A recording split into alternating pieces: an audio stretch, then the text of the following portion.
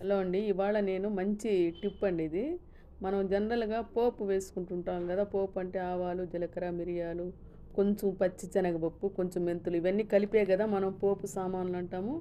So, ఇవన్నీ మనము పచ్చి ఆయిల్ వేసి ఇవన్నీ వేస్తే అవి చిట్టపట, చిట్టపట అని జెప్పి చుట్టూ స్ప్రెడ్ అయిపోయి స్టవ్ మీద చుట్టుపక్కల గలీజ్ అయిపోద్దనమాట. అట్లా కాకుండా ఉండడం కోసం నేను ఒక చిన్న టిప్ జెప్తాను చూడండి. ఇవన్నీ మనం విడివిడిగా ఫ్రై చేసుకోవాలి. ఆవాలు, జీలకర్ర, మినపప్పు, కొంచెం మెంతులు, అలాగే కొంచెం పచ్చెనగపప్పు. ఇవన్నీ చేసుకొని మనం మిక్స్ చేసి అన్నీ కలిపి ఒక జార్‌లో మిక్స్ చేసి పెట్టుకుంటామనమాట. చూడండి ఈ పెద్ద జార్‌లలో నేను విడివిడిగా పెట్టుకుంటున్నాను. ఎందుకంటే అప్పుడప్పుడు ఉట్టి జీలకర్రే అవసరం అవుతుంది. అప్పుడప్పుడు ఉట్టి ఆవాలే అవసరం అవుతుంది.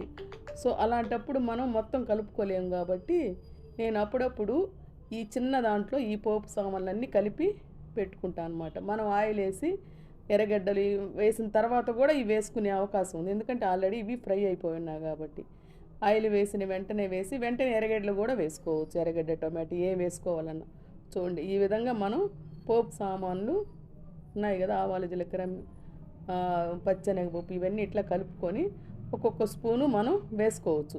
అది అయిపోగానే మళ్ళీ కొంచెం కొంచెం కలుపుకోవచ్చు. ఇవంతా ఎందుకు చెప్తున్నానంటే విడివిడిగా ఆవాలు కావాలన్నప్పుడు, విడివిడిగా జీలకర్ర కావాలన్నప్పుడు మనకు అవసరం అవుతుంది కదా! అట్లాంటప్పుడు అన్నీ ఒకేసారి మనం కలుపుకోలేం. అదే కాకుండా ముఖ్యంగా ఈ జీలకర్ర అనేది కొంచెం తిత్తులు కట్టినట్టు పురుగులు చేరుతాయన్నమాట. ఈ విధంగా డ్రైగా మనం చేసి పెట్టుకుంటే అట్లాంటి పురుగులు కూడా పట్టవు. చూసారు కదా! విడివిడిగా చేసి పెట్టుకుంటే మనకి చాలా రోజులుంటుంది. చాలా బాగుంటుంది గూడా. ఇదనమాట ఈ యొక్క టిప్పు. ఇది చాలా బాగుంటుందండి. మీకు స్టవ్ మొత్తం చిటపెట మిస్ గాదు. ఈ పచ్చెనగపప్పు, ఈ మెంతులనేది ఒక చిన్న డబ్బాలో గూడా మనం స్టోర్ జేసుకోవచ్చు. చూసారు గదా! ఈ టిప్పు మీరొక్కసారి ట్రై జేయండి ఎంత బాగుంటుందో. చాలా ఈజీ అండి. ఈ వీడియో మీకు నచ్చితే లైక్ చేయండి, షేర్ చేయండి. ఇప్పటి వరకు నా ఛానల్ ఎవరు సబ్స్క్రైబ్ చేయకపోతే సబ్స్క్రైబ్ చేయండి. థాంక్